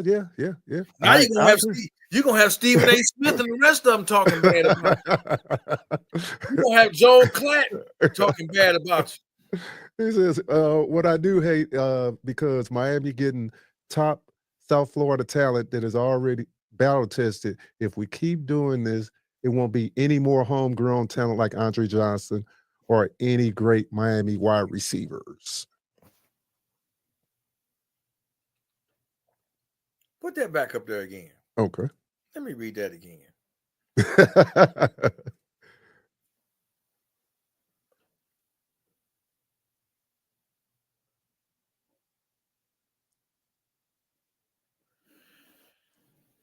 Well, Miami gonna always have good wide receivers that's homegrown. They all over. They up at St. Thomas Aquinas in Fort Lauderdale. They had Booker T. They had American Heritage. They had Northwestern. They always gonna have some top-notch receivers homegrown. It's the real question is, can you get them? Yeah. You cannot let another Jeremiah Smith get away. I don't give a damn. And if he do go, you don't let him go to that school. Yeah. It's bad enough if they choose Florida or Florida State, okay? But not that school. We're talking about Ohio State, I think. Not Everybody I don't care who they wide receiver coach. I think he's leaving to go to the league or something. He's probably the best wide receiver. I know the OC left. Chip Kelly left. Oh, Chip gone. Yeah. He's going back in the NFL for that big money. Yeah. So I'm not worried about Miami. South Florida been having homegrown talent since the 70s. Yeah. That's going to always be there. It's just, okay, the way you keep them at home is by winning. Yep. And producing. Yeah. Kevin Beard is a good coach. Kevin Beard played in Miami. He played on them teams that he won. He played on the championship team in 01, where they got cheated in 02. All them big games, he played in them. He was part of that draft class, I think, in 04 with Will Fork and Vilma and them. So he's a damn good wide receiver coach. It's just development. As long as he keeps developing these dudes for the next level. This draft going to say a lot for Miami in the wide receiver position, because where does Restrepo go? Where does George go? Right. As long as they get drafted. As long as they get drafted, and They get drafted. They're getting drafted, I think. I I'm pretty always, sure. I like who I like Stacey Coley a lot, and he ended up getting drafted, but then he went to Minnesota, and I think he hurt his knee, and it didn't hurt much. I thought Stacey Coley was nice. That was another big grab for Miami. Right. When what's name was the coach, when they had Brad Kyle here, Stacey Coley was nice, man. His freshman year, man, when Stephen Morris was the quarterback, man, they had a nice team that year. You're right, right. I think that was 2013, his freshman year. Miami's gotten some decent receivers. Right. There's gonna be some more coming. You just when you see them, you gotta get them. Yeah, and he wanted to clarify this before I go to Fred. He said, "My point is, Miami is getting them. They got Chance Robinson, JoJo. Ohio State wanted both of them. Yeah, and the difference is Ohio State is playing them. Oh, they're playing them, and Miami's I not. see what you're saying. Okay. I see what he's Well, saying. Yeah, I can agree with that. And this goes to Shannon Dawson as the offensive coordinator. Just like Mario is getting better and evolving as a head coach, he's evolving as an OC. right. So I think you're going to see more out of him. There were guys like Rashard Smith. Dude was cold. I even say, why didn't we play him more? He wouldn't have transferred to SMU. Why didn't we play him more? Why didn't we play? I think some of that fall on Shannon Dawson. He's the OC. Yeah, and maybe people got to remember behind the scenes we don't know. Yeah, and sometimes I can't speak for Shannon, and I can't either. Some of these coaches, and I'm just making a general statement, especially if you know like some old school coaches, some of them just don't believe in playing younger talent. And I'm not saying it's not right, but I don't know. So that's something that we need to look into. Why isn't he playing the younger talent more? Some coaches have histories of not wanting to play younger talent for whatever reason. They go by seniority. Yeah. Like on your job. That is kind of old school. That's old school, and I'm not saying that's him. I'm just throwing it out there. I put this up there about. I'm not saying it is either. I mean, yeah. Look at DJ Williams. He came in as a freshman in 2000. Right. He played sparingly. They gave him opportunities, but then when he got his opportunities, he made them count. Right. But he was the number one high school player in the country coming out of high school in 1999. Right. So I get what he's saying. Yeah. Yeah. It's an excellent point too. Fred puts up here, Florida is football state for recruiting and good recruiting coaches and development. Yeah, we agree there.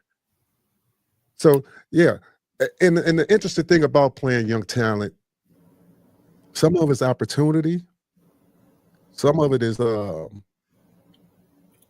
OC sees something in you in a scheme to get you on the field too. Because it's a lot of variables that go in there, because it's things we don't see behind the scene. We're not there. Yeah, because it's unfair to compare Ohio State offense to, Miami's offense, and what they run in Midwest football, playing in SEC, because I still the Big Ten is a whole different type of style of football, so it's different. Ohio State, I watched them this year. They, from the beginning to the middle of the season, they weren't, I thought, one of your top teams. They were good. They weren't, at that point, elite. They got like a Major League Baseball team does in September. They got hot at the right time. And the defense played solid all year. That's what kept them in there. Yeah, they did, because it didn't help that Penn State's idiot offensive coordinator calls a freaking pass play on when Penn State's on the goal line to win the game. That was on them. Right. Indiana muffs a punt, and they was handling Ohio State at first. If they don't blow it on special teams, that game could have been different. Yeah. It's just Ohio State they put it all together at the right time. That's what you want to do. You want to, like I said, a baseball team, they get hot early September and they close and they put it together and they start running up the wins. Yeah. You get it at the right time. And the opposite is if you catch a funk and go into a slump at the wrong time, you can start out hot, and then that's what happened with Ohio State. They got hot at the right time. It took Oregon to beat them by 1 point with a tricky play. That's why they wanted some get back at them so bad. And when they got their hands on them in that Rose Bowl, they embarrassed them. Right. And to Eldridge's point, I think you're going to see a lot from JoJo and those guys this year. And and that's what I think Shannon, like I said, Shannon is evolving. I got playmakers. I think he realizes the mistakes he made with Brashard Smith by not getting him on the field more. Right. By not getting him in different positions, this year it's not going to be all about Cam because it's not Cam. Right. He ain't going to have to. He doesn't have to make it all about Carson Beck. Carson Beck is like another Ken Dorsey, a great manager, a great decision maker. Now I got some receivers that won't drop the ball. Now I got some really good tight ends. They might not be Brock Bowers, but hey, that freshman, that young brother coming up at the freshman. Yeah, he nice, and the ones behind him that's gonna be in there with him. I just need him to be a game manager. Right, and you might see these younger players, these freshmen might get a crack of the simple fact because of the receiving core is so young now. And now, he might have to, dip into that bag and say, you know what? We might have to play some of these young studs here. You got JoJo and you got Malachi just come in. Right. They're going to be competing and battling. Right. They might want to redshirt Malachi. You never know. Right. They might play him 3 or 4 games and redshirt him. Because they know he's going to be the truth. I can get 2 more years out of him, maybe 3 before he decided to declare for the draft. So, I mean, it's a lot of things that a lot of variables that go into play. Right. And I think Shannon Dawson has seen over the last couple of seasons. 2 years ago, he had Brashard Smith. Everybody said, man, he should have seen the field more, especially when the quarterback position was so shaky. When you had Emory out there and TVD was hurt and then come back with marbles in his eyes and throwing picks. Right. Yeah, we don't know what was going on with him. So, and then last year you get a Cam Ward and it's like, okay, you got a diamond in the rough. Right. You seen what Brashard Smith did down there with SMU. Yeah. They put him at running back. I think that's another reason why he left. Maybe he decided, okay, I'm going to go to SMU where I know I can start. Yeah. He can't fault him for that either. You know, if I'd have stayed in Miami, I got to go up against Fletcher. They got this Martinez dude, too, from Oregon State. And they got A.J. Allen. And they got Frank Loud. Yeah. And he might have got an honest conversation saying, hey, right. Sometimes you get that conversation like, are we deep? And you might want to look at going somewhere because right. So he went to SMU and maximized this opportunity. Right. He'll probably get drafted. He said, somebody asked, Eldridge said, can Brashard go before X in the draft? It depends on what the team wants. Depends on what the team wants. Yeah, it's possible. If a team need a slot receiver, if they need a Cooper Kupp type, what's the receivers that play for Tom Brady in New England? Them type of receivers in the slot. Yeah, Cooper Kupp. I mean, I was going to say Cooper Kupp. Look, I know all their names. I can't even tip my tongue. Yeah. Then they're gonna get him. Yeah. If somebody wants a good, third down back, a good back that can catch out the backfield, Brashard to be your guy. Yeah. Eldridge, when you said that, at this point they just want to get drafted. Right. When he he said he left. CJ doesn't. Oh, let me see. He just let CJ Johnson go. He doesn't know how to utilize players. Are you talking about Shannon Dawson, or are you talking about Mario? on that one. I just need some clarification on that one there. Oh, I don't want to think about that shit Tuesday. Yeah, hey, we got 31 people in the building. Smash that like button. And if you haven't subscribed to the channel, subscribe, please. Okay, there we go. He said Dawson. Okay, he says he just let CJ Johnson go. He doesn't know how to utilize players.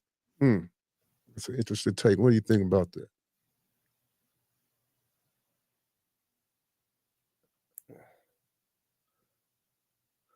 Well, I'm trying to think who he's talking about. CJ Johnson? Yeah.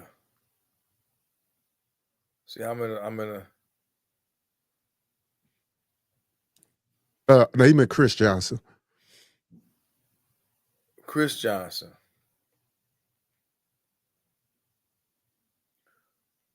Was he playing for Miami?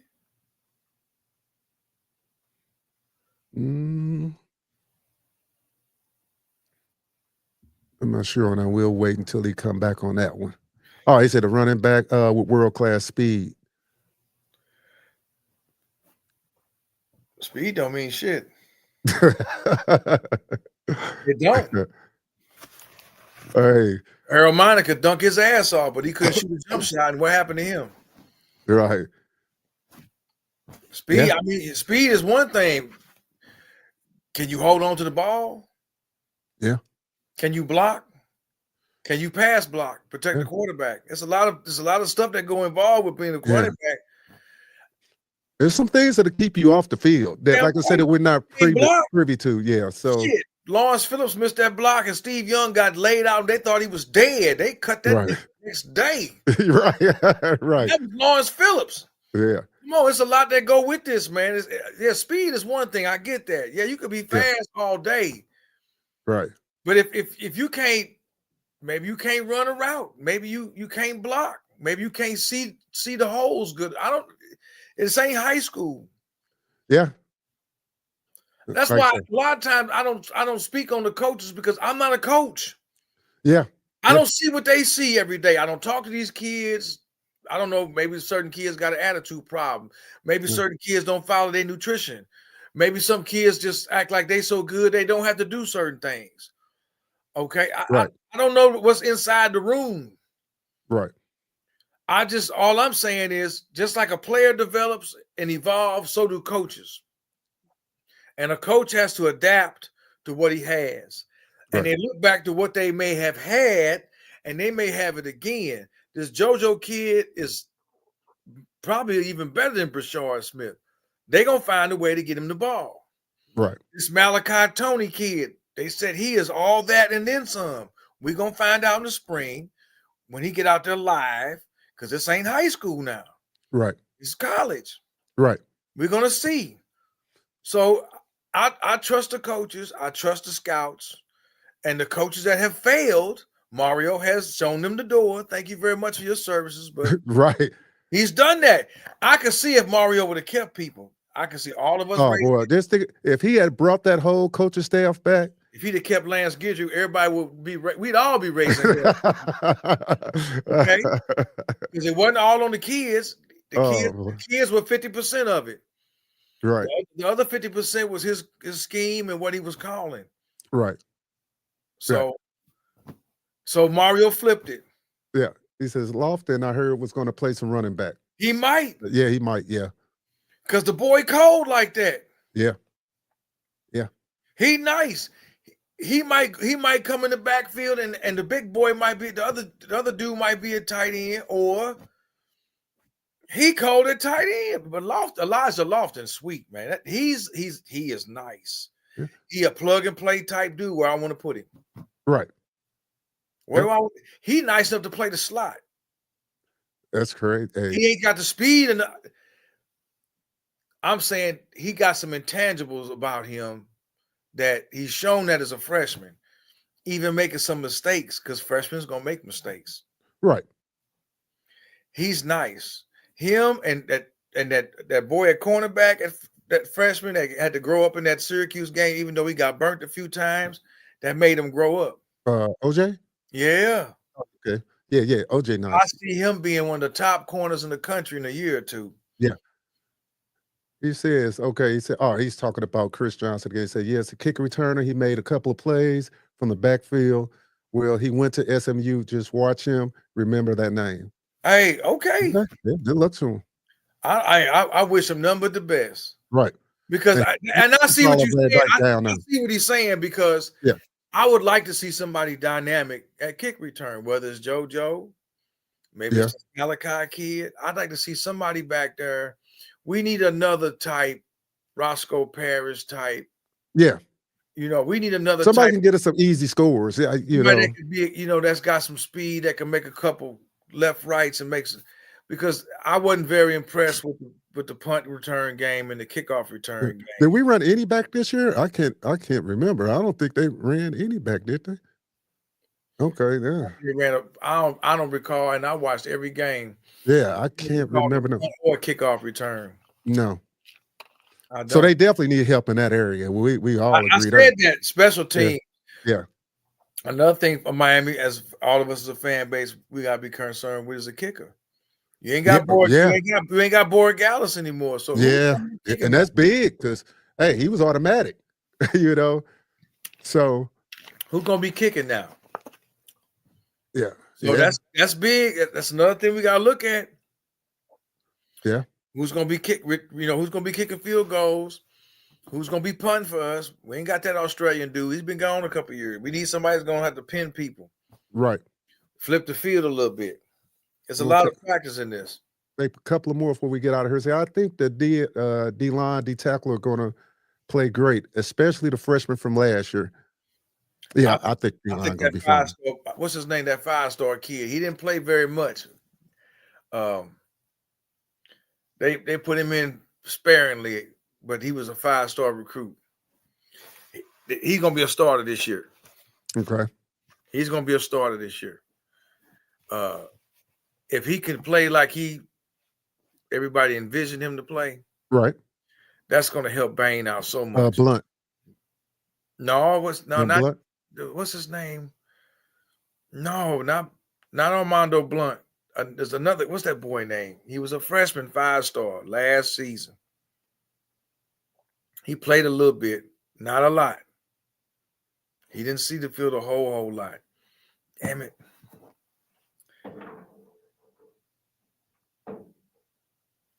Justin Scott? I believe that's his name. I think that is his name. Okay.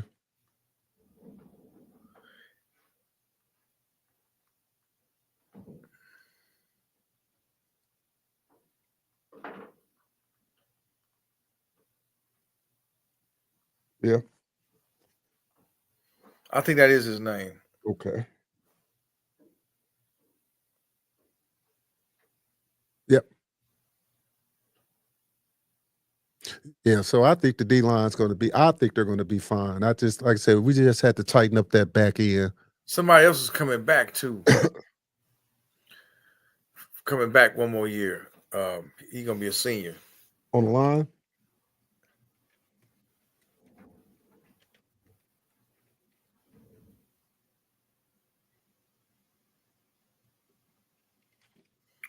He played last year. Damn.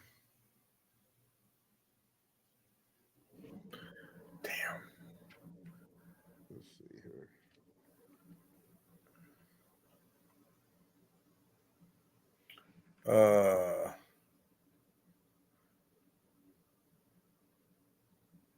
You got Wesley? Yeah. Mesidor. Oh, okay. Yeah. Moulton, Mesidor. Yeah. Justin Scott is the freshman. Yeah.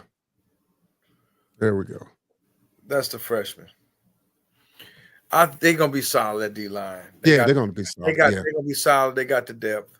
All right. We can't overthink that. We all know that back end was the problem. We just got to be honest with it. It don't take a rocket scientist to figure that out last year. They were saying that. We knew it.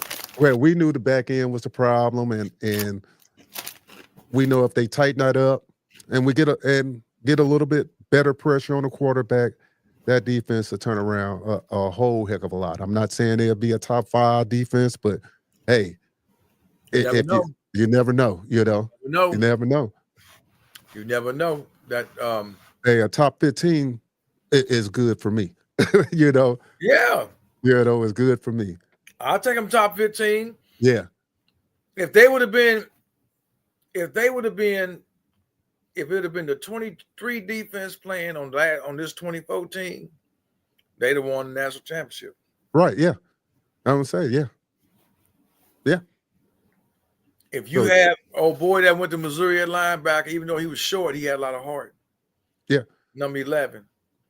So yeah, you got him and Cam and Williams back there, and I think one of the other corners went pro or something. They would have been. They would have been nice. That defense from 2023, if they would have been last year's team, Miami be holding number 6 right now. They be holding number 6 right now because they would have got enough points for them. Because they weren't bad, and that was a Lance Guidry defense. It's just Lance Guidry had better horses. Yeah, heck yeah. He had better thoroughbreds coming out the gate. This year he had some ponies in the back end. The year before, his first year, remember they fired old boy. He let old boy go and he went to Bama. The old man that was a defensive coordinator. Right. Remember? Yeah. I think it was Kevin Steele was his name. After that first year with Miami, when they went 5-7, Mario said bye. Right. They brought Guidry in, and even though they went 7-5, that defense had a lot more teeth. Right. But that's because you had two really good safeties. You had a really good linebacker. Right. You got to remember him. What's his name that went to Mizzou? Just left and went to Mizzou, the linebacker coach. No, the player. What was his name? Number 11. He was short. He the one that tackled old boy at Clemson in overtime when they beat Clemson. I can't think of his name. Somebody in the chat, come on. He was next to Manny at middle linebacker. Remember how he had such a good first year? He had a really good first year because he had some other studs around him, and he had to run after freaking tight ends and running backs all the time. Right. They could play that run a little bit more. Right. So, like I said, I expect better things this year. Yeah. So that, like I said, the back end, we know we tighten that up. We got a whole new group. The coaching staff, defensive coaching staff is locked in. I like my man that came from Florida. And I think with him coming down, he's gonna bring some baggage with him, some good baggage. Right. And we're looking forward to the next transfer portal opening date because, like I said, I think it's going to be some more fireworks in there. There'll be some more moving around all over the country. There's going to be guys moving, especially after these spring practices, a spring game. Everybody going to have a better evaluation of their programs. Yeah. Going into the summer, the players are going to see where they fit, and some of these kids, hey man, they have a different cut of cloth now. Yeah. They don't like it. I'm putting my name in the portal. Yeah. So don't be surprised, guys, out there in the chat, if you see some guys leaving, some guys coming in. Some guys coming in. I don't think Miami going to have that many guys leaving. No. I think the ones that were going to leave are gone. Yeah. The ones that didn't pan out, they're gone. Maybe might have one leave at quarterback. Maybe have one or two leave. It could be somebody like an Emery or the other kid at quarterback. Right. Maybe I think quarterback. We might have one. Maybe another offensive lineman. He's already lost a couple old linemen, but they was deep. They was deep down in the depth chart. Right. And once again, I can't blame a kid for leaving because hey, I'm a big dude, and this is my last chance to make an impression. I might get looked at by an NFL team. Just because I don't get drafted don't mean I don't get signed by somebody. Right.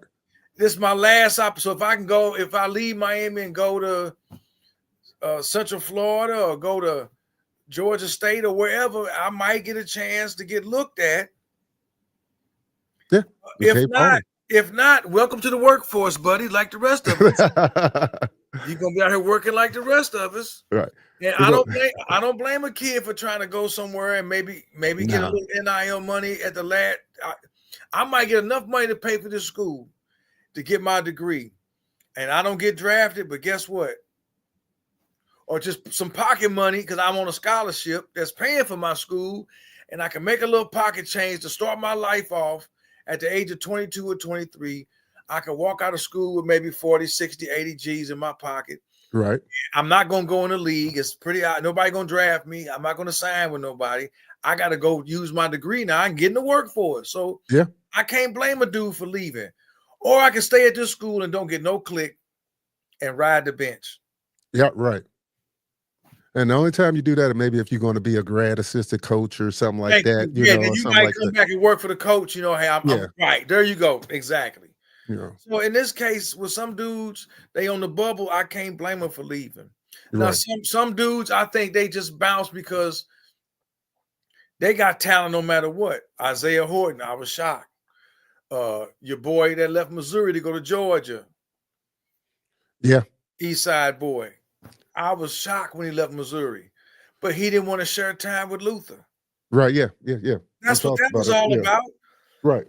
And if I can't beat him, join him. He was on the Mizzou team that lost to Georgia, that BS game in the overtime, 3 Octobers back. And, hey, I'm going to go over there and play with them. Yeah. We're going to put this last one up here. Let's see. Which is actually a good point. Right, Jesus. Roster retention is the key, but also with the hiring of these new coaches, we got to see who they bring with them player-wise. True, because that's what we were talking about with the potential flip of Waters. So you got coaches leaving, and that's why I think my man coming from Florida is big. My man coming from Minnesota is big because who was he talking to before he left Minnesota? Right. He wasn't recruiting no bums. Right. I mean, I'm sure there's certain rules you got to follow as a coach. I'm not gonna leave and then just get the whole program on the open, just pilfer all your dudes away from you. I'm not saying it can't happen, but it's gonna be under the table behind closed doors. Well, yeah. But I'm interested to see who. Same with Damien, the defensive line coach. Damien Lewis, he coming. Right. I don't think he's gonna bring nobody from Colorado. But we don't know who he was talking to from high school. Right, yeah. I'm assuming him and Sapp was going in these people's houses to talk to these young boys about playing defensive tackle and playing defensive end. Right. Damian Lewis was a defensive end, if I'm not mistaken. They could play tackle in the league, didn't he? In the league, I think he did at St. Louis. So it's going to happen. These coaches come. They've already had relationship with other kids at schools, high schools, and then they leave this college to come to this college. Those relationships don't break it in. I'm going to still talk to them. It's just now I'm a coach over here versus over there now. Right. I'm still interested in you. Right. So now you can look at Miami instead of Colorado, or now you can look at Miami instead of Minnesota. We definitely want you to look at us instead of Florida. You seen what we did to you last August 31st, right? You remember that? You were sitting in the stands when they beat that ass and they told you coming off the field and said you don't want to go here, come down to you. Them kids was there. They heard that. They heard that. Napier knew. That's why losing this guy is big, man. Right. That's a big blow to him at Florida. And I've been reading up on that too. Secondary around. Yeah, I had been reading, and I don't know if it's true or if it was just people throwing speculation about they brought somebody in and gave him the code DC tag and skipped over him, and I don't know, but whatever it was, hey, thank you. If he can do for Miami what he did at Florida. With that secondary? Yeah. Dwayne, we're going to have a nice season. Right. Nice season. Like I said, I'm not walking in with no undefeated talk, no undefeated, thought process. If Vegas giving them 9.5, that was the same they gave them last year. Right. So Right. Hey, just want to. I'll take 10-2 the AC championship. I'll take that. Yeah.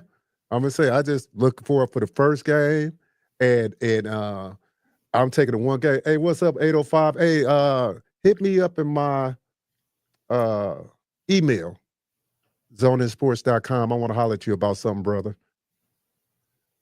But yeah, so yeah, I'm focused on that game, and I'm thinking 10-2 with an ACC championship is an improvement over 10-2 and no ACC championship. You're still ascending. Yeah. You're still going up. The regular season record might be the same as last year, but guess what? Now we won an ACC title game. Right. Now we in this. There's no question about it. Now we don't have to go into it. We don't have to go into the playoffs scratching our head like, is the defense going to lay down today? Is this going to be the day they? Yeah. Because last year we was like, man, they're finally going to step up. They had a bye week. What they going to do? And you thought after the bye week against Wake Forest, but then the game was tight with Wake Forest going into the half, and I thought to myself, yeah, man, they ain't fix shit. I thought to myself, I said, man, they didn't fix nothing. This is Wake Forest. Oh man, I know. Wake Forest was getting off some crap that I was like, come on, man. I was like, what are we doing out here? That's what I was thinking.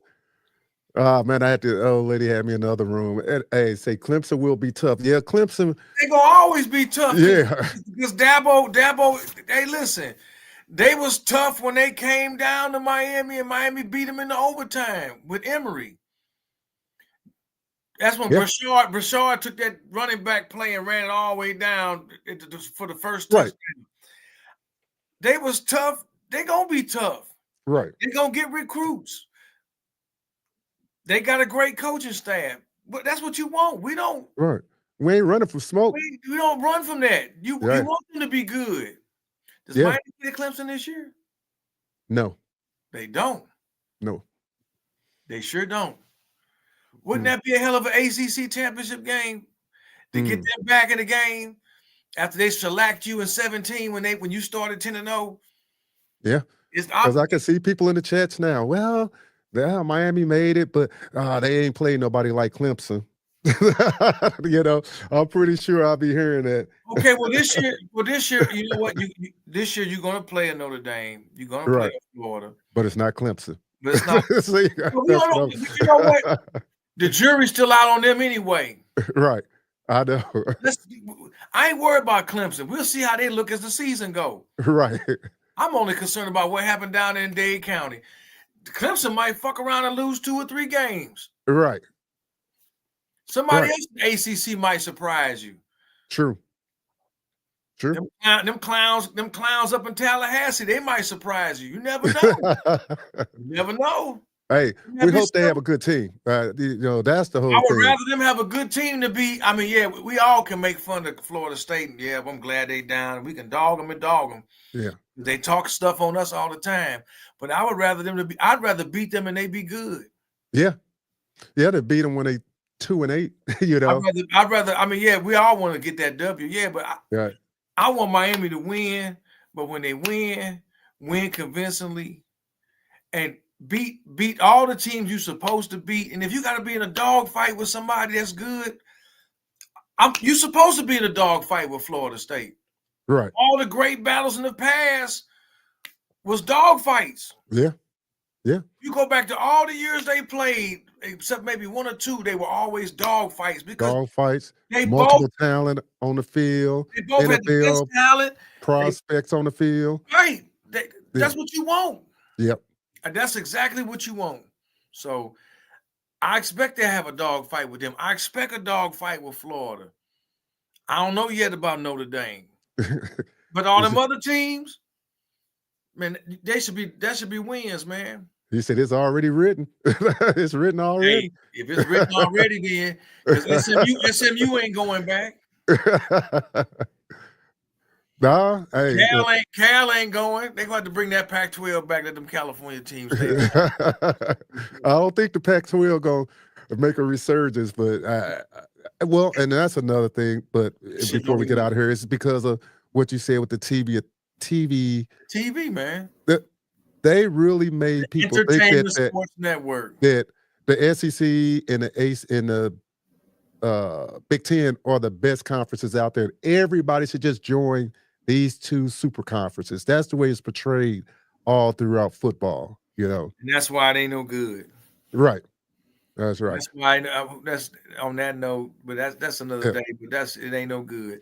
I'm happy with what we got going right now, and I'm looking forward to the spring ball. All we got to do is get through these next 2 months. Yes, sir.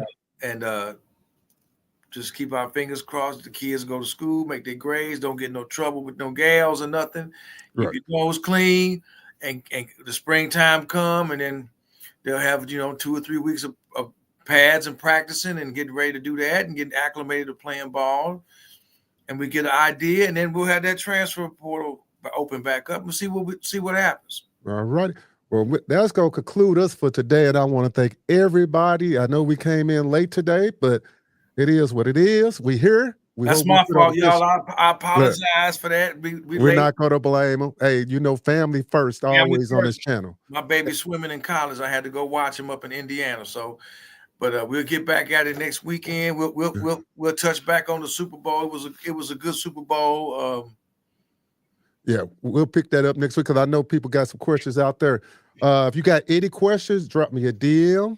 You can send me an email. If there's anything you guys like us to cover, email me zoneinsports@gmail.com.